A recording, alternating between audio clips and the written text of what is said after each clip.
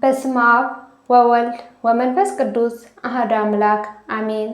ስንክሳር ጥቅምት 6 አንድ አምላክ በሚሆን በአብ በወልድ በመንፈስ ቅዱስ ስም ጥቅምት 6 በዚች ቀን የሀገረ አቴና ኤጲስቆጶስ ቅዱስ ዲዮስቆሮስ በሰማዕትነት አረፈ። ይህም ቅዱስ በአቴና ሀገር በእውቀትና በመራቀቁ የከበረና ከፍ ያለ ነው። በአቴናው ከተማ በአዋቂዎች የመሳፍንት አንድነት ከአማካሪዎች አንዱ እርሱ ነው።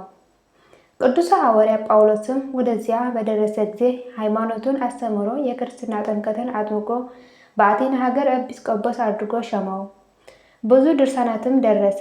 ከእርሳቸውም አንዱ ክብር ይግባውና ስለ መድኃኒታችን ስቅለት የደረሰው በዕለተ ዓርብ የሚነበብ አንዱ ነው። የእምነቱን ምክንያት እንዲህ ነው። ከዕለታት በአንዱ በፍልስፍናው ቤት ተቀምጦ ሳለ የአቴናው ፍላስፎች በእርሱ ዘንድ ተሰብስበው ነበር።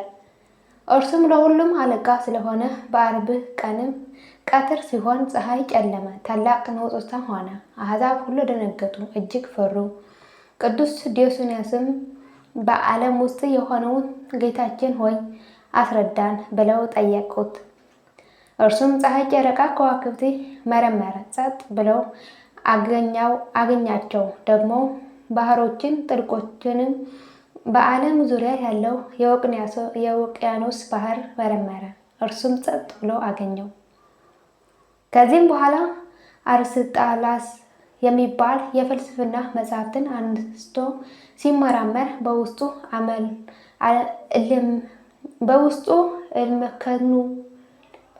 እልመከኑን የሚል አገኘ። ይህም ህቡዕ አምላክ ወረደ፣ ወገኖቹም በእርሱ ላይ ተነስተው ሰቀሉት ማለት ነው። በዚያችም ጊዜ ልብሱን ቀዶ ታላቅ ሐዘን አዘነ። ከበታቹ ምሁራን ያየውን ያስረዳቸው ዘንድ ለመኑት። እርሱም ሁሉን ነገራቸው። እነርሱም ይህን ሰምቶ ታላቅ ፍርሃት ፈሩ።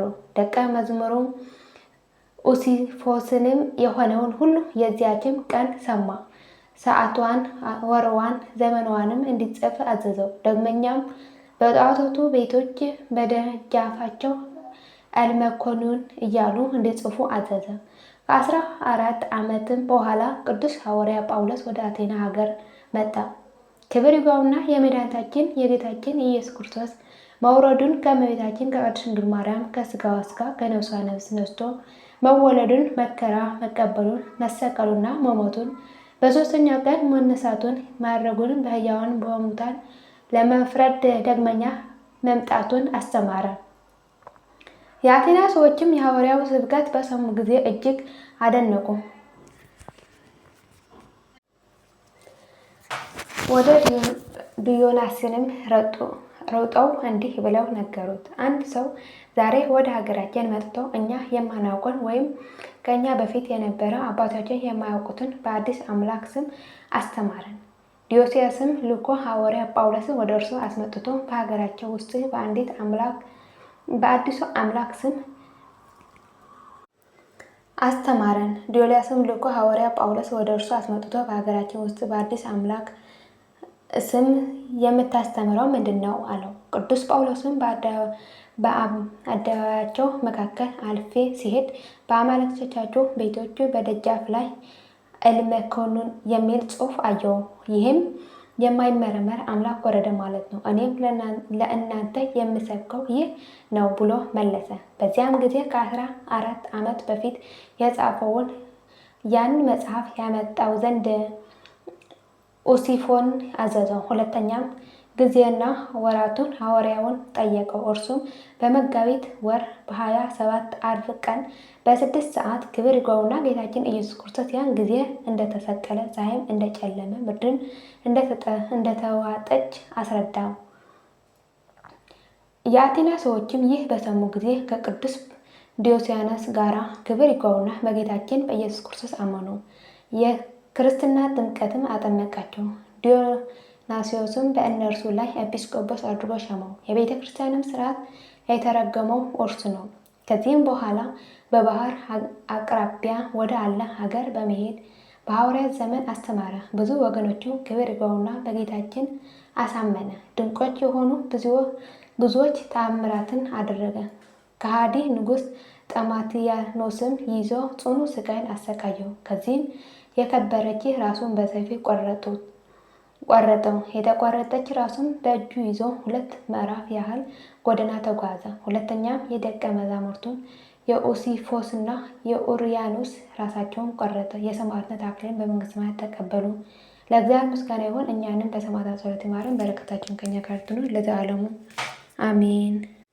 ጥቅምት 6 ቀን የሚከበሩ ዓመታዊ ቅዱሳን በዓላት፦ ቅዱስ ዮስዮስ ሐዋርያ፣ አባ ጰንጥሌዎን ዘጻማ፣ ቅዱስ ዕንባቆም ነቢይ፣ ቅድስት ሐና ነቢይት፣ ቅዱሳን ኡሲፎርና ኡርያኖስ ሰማዕታት፣ አቡነ በጸሎተ ሚካኤል ኢትዮጵያዊ፣ ቅዱስ ሄኖክ ነቢይ። ወርሃዊ ቅዱሳን በዓላት፦ ቅዱስ ደብረ ቁስቋም አባታችን አዳምና እናታችን ሔዋን፣ ቅዱስ ኤልያስ ነቢይ፣ እናታችን ሀይከል፣ ቅዱስ ባስልዮስ ዘቂሳርያ፣ ቅዱስ ዮሴፍ አረጋዊ፣ ቅድስት ሰሎሜ፣ አባ አርከ ስሉስ፣ አባ ጽጌ ድንግል፣ ቅድስት አርሴማ ድንግል።